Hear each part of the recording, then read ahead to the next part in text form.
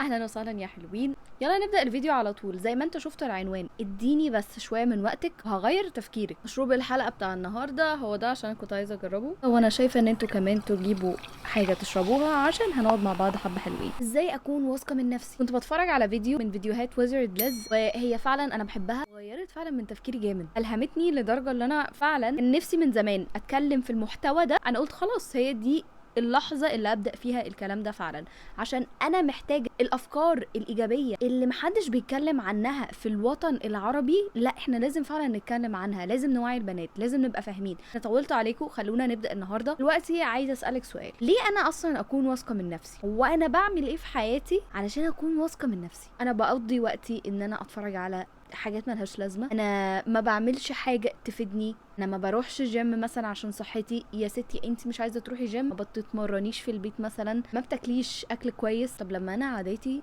بنسبه كبيره هي مش صحيحه، مش مخلياني حاسه ان انا بعمل حاجه اصلا عشان تخليني عندي ثقه بنفسي. طب انا هبقى عندي ثقه بالنفس ازاي؟ حاجه عند اليابانيين دايما بيقولوها ان هي مش بتتقاس انا بعمل ايه في حياتي، هي بتتقاس ان انا كل يوم لازم اكون فعلا بعمل حاجه تفرق معايا. الحاجه الصغيره اللي هتفرق معاكم وانتوا بتعملوها في اليوم هي دي اللي هتخليكم عندكم ثقه بنفسكم. يعني محدش يتوقع ان انا ابقى ماشيه طول الوقت فعلا عندي ثقه بنفسي وانا اكون ما بعملش حاجه مفيده. ما هو انا ما بعملش حاجه مفيده احس ان انا ماليش لازمه، صح؟ ازاي اخلي نفسي ليا لازمه؟ لما بنحس ان احنا ملناش لازمه ده بيخلينا نحس ان احنا ما عندناش ثقه بالنفس. لكن لما احس ان انا موجوده، بتنفس، انا عايشه، بعمل حاجات تفيدني، انا مبسوطه بالانجاز الصغير ده، فكره فيك ات تيل يو ميك ات، اللي هو امثل اللي انا عندي ثقه بنفسي لحد ما تبقى عندي ثقه بنفسي، بتنجح. بس بتنجح لو احنا بندعمها بحاجات. طب انا هدعمها ازاي؟ محتاجه حاجه اعملها كل يوم عشان فعلا احس بفرق. اسهل حاجه نقدر نعملها كل يوم اصحى من النوم الصبح، لو عملت فطار مفيد، وانا عارفه ان الفطار ده فعلا صحي، والاول مره انا دخلت المطبخ وبطبخ اكل صحي وبقيت ماشيه على الفطار بتاعي، ابتدي الاحظ الحلاوه اللي بقيت فيها، ابتدي الاحظ قد ايه انا اتغيرت، بقى وشي صافي، ما بقاش عندي حبوب. ان يا جماعه الكلام ده مش سكين كير من الاخر، اصلا عشان الوش يبقى صافي لازم اصلا اكون باكل كويس واكون بهتم ببشرتي، صح؟ لما ابتدي اعمل خطوه بسيطه وابتدي الاحظ الفرق اللي انا بقيت فيه، انا فعلا هبقى ماشيه واحس انا بقيت مختلفه. هديكم مثال بسيط جدا. انا فعلا قعدت فتره كبيره جدا في البيت، انا ابتدى وزني ان هو يزيد، خدت قرار فجاه ان هو زاد لمرحله ان البناطيل بتاعتي ما بقتش تقفل، ولو قفلت بقيت احس بوجع على مدار اليوم. كان بيقلل ثقتي بنفسي لان انا اللي هو انا هدومي ما بقتش مقاسي. لحظه فعلا اللي هو انا ابتديت اتمرن فيها، انا بالعكس ده انا اللي هو حسيت ان انا خسيت اكتر من هدومي. عايزه اقول لكم على حاجه، انا بتمرن انا ما كنت متضايقه جدا، انا متضايقه فعلا، دي حاجه مش في الكومفورت زون بتاعتي، حاجه انا بره الكومفورت زون، وده الحاجه رقم 2 اللي عايزه اتكلم فيها.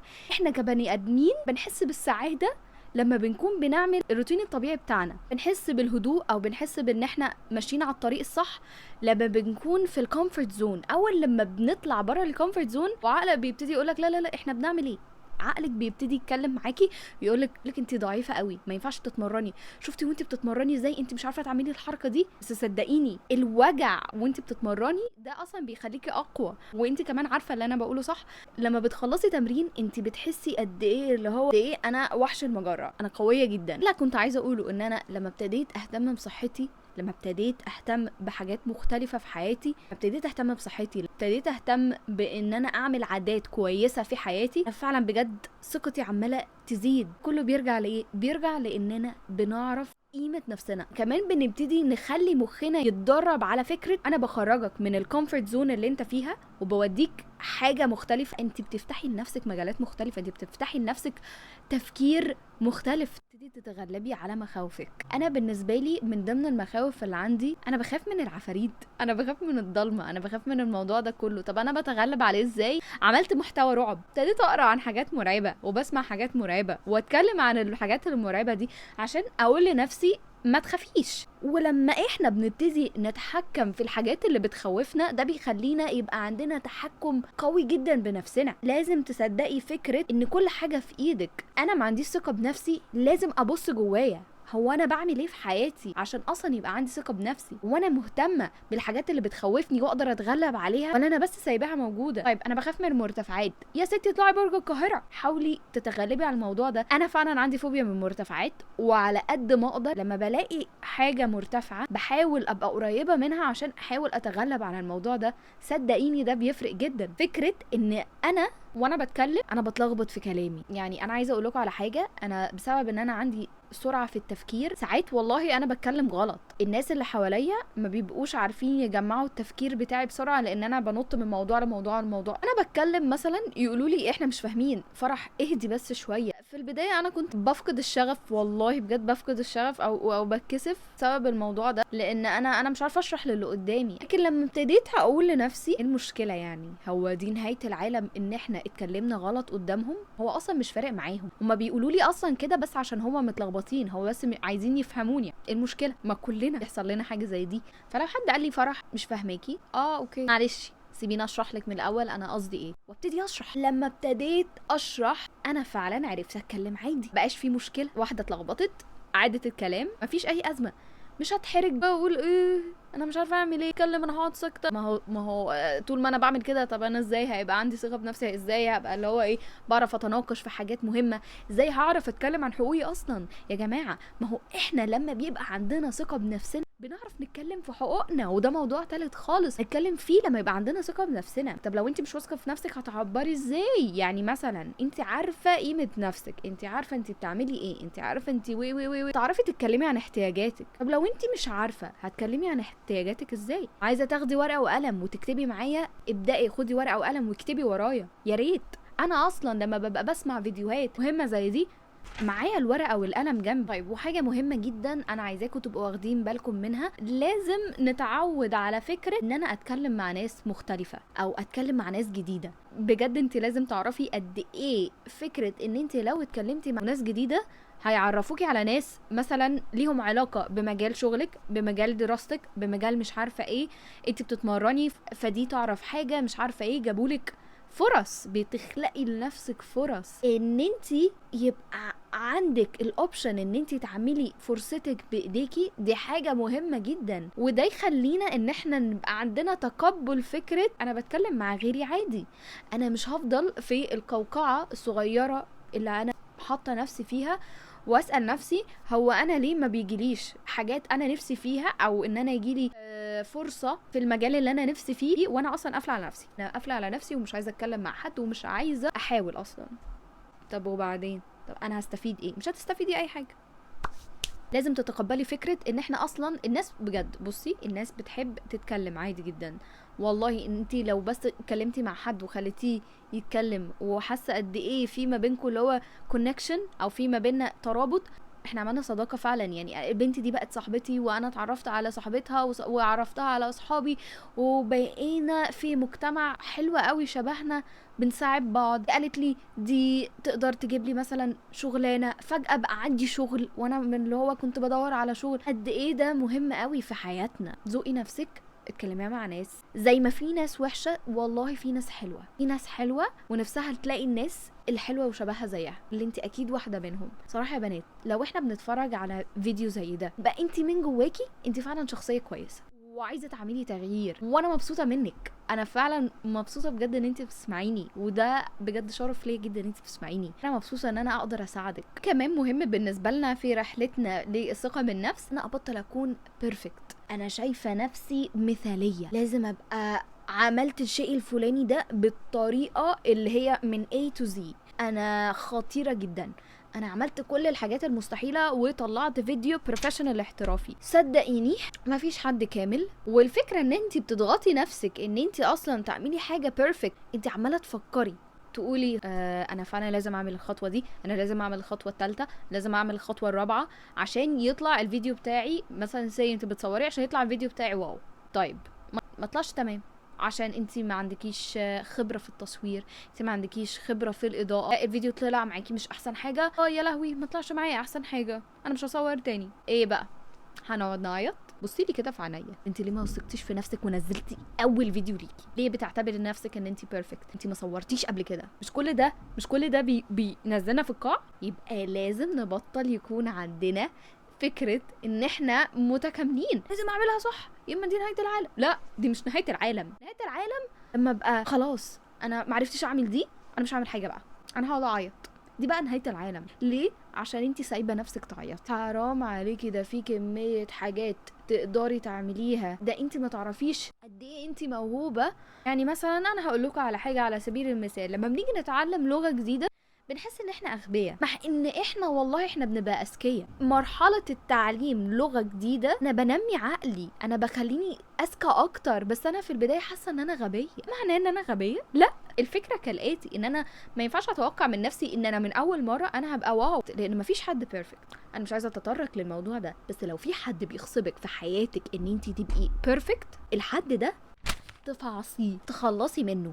طب ازاي هشجع نفسي ان انا يبقى عندي عادات كويسه؟ اول حاجه ان احنا لما بيبقى عندنا روتين ده عامه بيخلينا عندنا ثقه بالنفس. طب انت بتساليني فرح ايه علاقه الروتين؟ بكل بساطه حابه اقول ان انت الروتين اللي انت بتتكلمي عليه ده، خلاص انا هبتدي اروح الجيم 4 ايام في الاسبوع، انا رحت فعلا ال4 ايام في اول اسبوع. لكن لو جيتي في يوم وقلتي لنفسك يا ربي انا مش قادره، تمام، انا مش قادره اروح الجيم النهارده، ورحتي، انتي تاني يوم هتحسي قد ايه انتي ابتديتي تثقي في نفسك. انا يعتمد عليا. انا خليني اسألك سؤال، لو انتي مش عارفة تعتمدي على نفسك او تثقي في نفسك، مين هيثق فيكي؟ لما انتي تقولي لنفسك انا هاكل الاكل ده، انا هروح الجيم، وابتديتي فعلا تعملي الحاجات اللي انتي قلتي عليها غصب عنك. لا، عشان احنا اتكلمنا في البدايه ان احنا بنحاول نخرج من الكومفورت زون.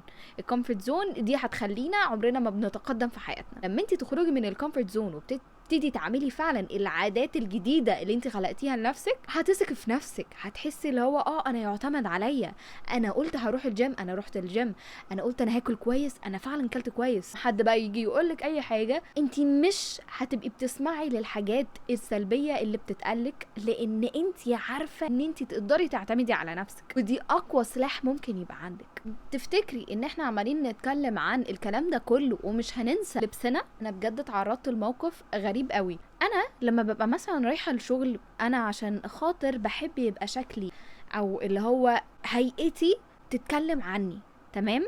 قبل كده اتسالت سؤال، هو انت بتيجي متشيكه كده ليه؟ فاللي هو السؤال ده فعلا استوقفني جدا، اللي هو انا باجي متشيكه ليه؟ في اسباب كتير قوي، منها ان انا فعلا عايزه الناس تبص لي بنفس النظره اللي انا ببص فيها لنفسي في المرايه. يعني من الاخر، لو انت بتصحي من النوم ما بتسرحيش شعرك، ما بتهتميش ان انت مثلا تكوي حجابك او لبستي حاجات مكسره، طب ما هو ده كله بيتكلم عنك. ما هو احنا لازم نحترم نفسنا، انا لازم احترم شكلي، انا لازم يبقى شكلي زي ما بنقول شكلك انيق.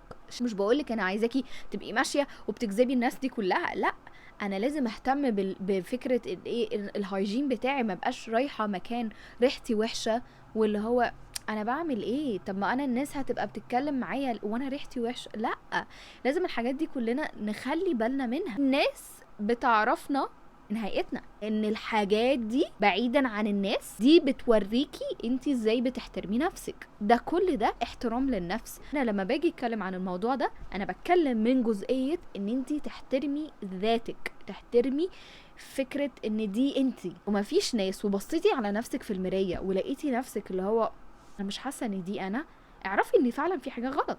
عايزاكي تبصي في المراية انت حاسة ان انت واو. مظهرنا بيخلي عندنا ثقة واحنا بنتكلم، بيخلي عندنا ثقة كبيرة جدا. مهم جدا بالنسبة لنا ان احنا نشوف احنا عايزين نبقى ايه، ونتخيل نفسنا، عشان زي ما قلت لكم fake it till you make it، نتخيل نفسنا الشخصية دي مدعومة بكل الكلام اللي قلته في الفيديو. بصوا، انا دلوقتي عندي شخصيتين، عندي فرح وفروحة. فالروحة بتحب تتكلم جدا قدام الكاميرا، تعرف تقول افكارها، بتعرف تصور، بتعرف وبتروح وبتيجي، وعايزة تحضر مثلا مش عارفة ايفنتس ومش عارفة ايه وتتكلم مع ناس. ولكن عندنا مثلا فرح مش عارفة تعمل حاجة معينة، فرح بتكسل. فانا بتخيل نفسي ان انا فروحة، بتقمص الشخصية ان انا نفسي اكون عليها، واقول دي انا، يعني انا دلوقتي وانا بتكلم في الفيديو ده انا شخصية فروحة لحد ما ابقى فعلا في الواقع فروحة، والحمد لله انا ساعات بحس ان انا دلوقتي انا بحس ان انا فروحة. فاللي انا عايزة اقوله نشوف الشخصية اللي احنا نفسنا نبقى عليها، ايه الروتين بتاعها، بتعمل ايه في حياتها، بتهتم بنفسها ولا مش بتهتم بنفسها، بتقرا ايه، ذاكر ايه، بتشتغل ازاي. كل الكلام ده ورقة وقلم واكتب لحد ما يبقى عندي شخصية قدامي. دي طريقة كلامها، دي طريقة لبسها، دي طريقة ازاي بتتكلم عن نفسها، ايه الروتين بتاعها، وتبقى هي دي شخصيتي. انا كده ابتديت بنقل نفسي نقلة من قاع لفوق. انا فعلا غيرت حاجات كتير في حياتي. وخليني استوقفكم واقول لكم على حاجة مهمة. يعني ايه ناجحة في حياتي؟ يعني انا مثلا اترقيت، انا مثلا بقيت مش عارفة ايه، انا بقيت مش عايزاكم تفتكروا ان احنا نربط نجاحنا بحاجات مادية. النجاح الحقيقي ان انا فعلا احس باستقرار، ان انا ابتديت اعرف قيمة نفسي. هو ده النجاح الحقيقي. النجاح الحقيقي مش في الماديات، الماديات بتروح. اربط نفسي دايما، ثقتي في مثلا حاجة مادية هتختفي مجرد مثلا لو حصل لي دروب لا قدر الله في اي حاجة. اما لما اكون فعلا وصلت النجاح اللي هو الحقيقي من جوايا، اللي انا فعلا غيرت من طريقة تفكيري لتفكير قوي يخليني احقق اللي انا عايزاه، ده هو النجاح الحقيقي. ما تخليش اي حد يضحك عليكي ويقولك لما تبقي كذا هتبقي ناجحة، لما توصلي المليون مشاهدة هتبقي واو، لما مش عارفة تعملي ايه يبقى واو. غلط، مش ده الحقيقي. النجاح اللي بجد ان انتي لما توصلي فعلا للشخصية اللي انتي نفسك تكوني عليها، ان انتي تعرفي تتكلمي عن افكارك، ان انتي تعرفي تعبري عن نفسك، ان انتي فعلا تثقي في نفسك. والثقة هنا انا بتكلم ان انتي تقدري تعتمدي على نفسك. ده فعلا النجاح الحقيقي. وعشان احنا اتكلمنا دلوقتي عن النجاح، احنا لازم نتكلم عن الفشل. الفشل للأسف ساعات بياخد ناس كتير جدا للقاع. احنا يا جماعة اصلا ليه فكرة ان احنا بنفشل؟ طب ما احنا بنفشل عشان احنا مش عارفين الحاجة دي، عشان احنا بنتعلم. ده بالعكس، انا لما افشل واعرف ان دي بالنسبة لي مشكلة، طب ما انا هعرف احلها لو جت قدامي تاني مشكلة وفشلت وعدت الموضوع تاني، بقيت اعرف حل، بقيت اعرف واعرف. طب ما انا بتقدم في حياتي. let's say انا ماشية على خط مستقيم، فشلت بس اتعلمت، انا عليت عن الخط المستقيم ده. ليه؟ لان انا في الخط الاولاني انا كان عندي معلومات محدودة، ولما قابلت مشكلة وعرفت اتغلب عليها بسبب ان انا فشلت، انا كده عليت بمستوايا. فانا مش عايزاكي تقولي ايه انا بدأت شغل جديد، الشغل الجديد ده منفعش معايا، انا مش عارفه اتكيف في البيئه دي، فخلاص انا همشي. طب انا همشي واسكت؟ لا، مش همشي واسكت، انا همشي وادور على شغل تاني. انا فتحت البيزنس بتاعي فشل. ليه فشل؟ عشان مثلا انا ما كنتش عارفه اعمل ريلز، فخلاص انا فشلت. طب انا هسكت؟ لا، هبدا بيزنس تاني عادي جدا، وابدا نفس البيزنس اصلا، واشتغل على النقاط دي، اشوف انا فعلا كنت غلطانه في ايه واصلحها. الفشل مش نهايه الطريق، عمره ما كان نهايه الطريق. بالعكس، الفشل هو اللي بيخليكي تصلي لمرحله عاليه جدا من التقدم. بس للاسف احنا في مجتمعنا بنشوف ان الفشل خلاص هو النهايه. انا فشلت خلاص، انا مش هعمل حاجه، انا فقدت الشغف. تفقدي الشغف ليه؟ بالعكس، ده ربنا بيديكي اختبارات عشان يخليكي توصلي لمرحله عاليه جدا. بس انتي مش عايزه تسمعي الكلام ده، انتي عايزه تسمعي خلاص انا معرفتش اعمل الحاجه دي، انا مش هعمل حاجه تاني. وده غلط. نقول للمره المليون، الفشل بالعكس، الفشل نجاح. عايزين نتكلم عنها، هي الطاقه بتاعتنا لما تضيع ده قد ايه بيخلينا مرهقين نفسيا، مرهقين ان احنا نقدر نعمل الحاجات اللي احنا عايزين نعملها.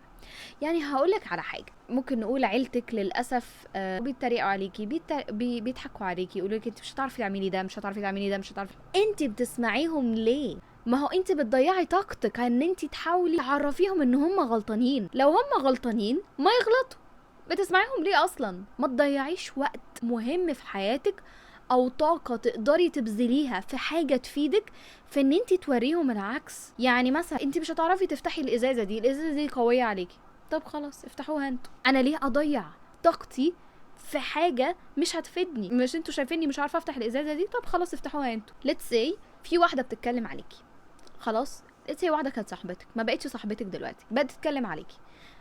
طيب هتكرهيها؟ ممكن تكرهيها عادي، بس احب اقولك ان الكره ده هيبقى طاقة. بدل ما تضيعي طاقتك في كره، بالله عليكي اعتبر ان هي عمرها ما كانت موجودة اصلا. عايزة تتكلم، ما تخليها تتكلم، سيبيها تتكلم. طيب وصحابي صدقوها ومرضوش يتكلموا معايا تاني وي وي وي وي وي وي وي. طيب اسألك سؤال، الصاحب اللي بجد لو هو كان سمع حاجة غلط عنك وكان صاحبكوا انتوا الاتنين، هيجي يكلمك ويفهم منك ويسمع من الطرفين ويعرف الحقيقة.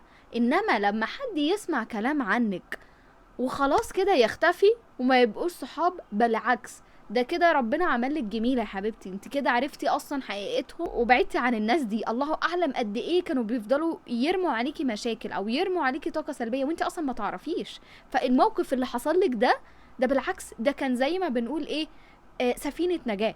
عايزة اقولهولك لما مثلا دي بتكرهك، دي بتتكلم عنك وحش، دي مش عارفه وي وي وي حاجات، انت مش لازم تعملي نفس الطاقه اللي موجوده، انت تجاهليهم اصلا. التجاهل والله العظيم سلاح، بدل ما تضيعي الطاقه هنا ضيعيها في حاجه تانية مهمه. يا ستي ما تتفرجيش على الفيديوهات اللي انا بنزلها، اتفرجي على فيديوهات مختلفه، نمي نفسك، اعملي حاجه اللي انت عايزاها، ضيعي طاقتك في حاجه تفيدك انت، ما تضيعيش طاقتك في حاجه ملهاش لازمه. انت ليكي لازمه وبس يا حلوين. احنا اتكلمنا النهارده عن حاجات كتيره قوي، وانا مش بس عايزاكم تسمعوا الفيديو ده وخلاص، انا فعلا عايزاكم تسمعوا الفيديو ده وتقعدوا كده لوحدكم وتفكروا في قد ايه تقدروا تغيروا من نفسكم، انتوا اللي في ايديكم تغيروا من نفسكم. احنا مخلوقين عشان نسعى، فانا نفسي في يوم من الايام فعلا اشوفكم وصلتوا للي انتوا نفسكم فيه. ولو الفيديو فعلا فرق معاكم بليز ما تنسوش تعملوا شير مع صحابكم عشان يفرق معاهم برضو، عشان نكبر من الكوميونتي بتاعتنا، عشان انا فعلا نفسي يبقى عندنا مجتمع واعي وطن العربي. وبنبدأ من النهاردة جدا، وهشوفكم في فيديو جاي ان شاء الله.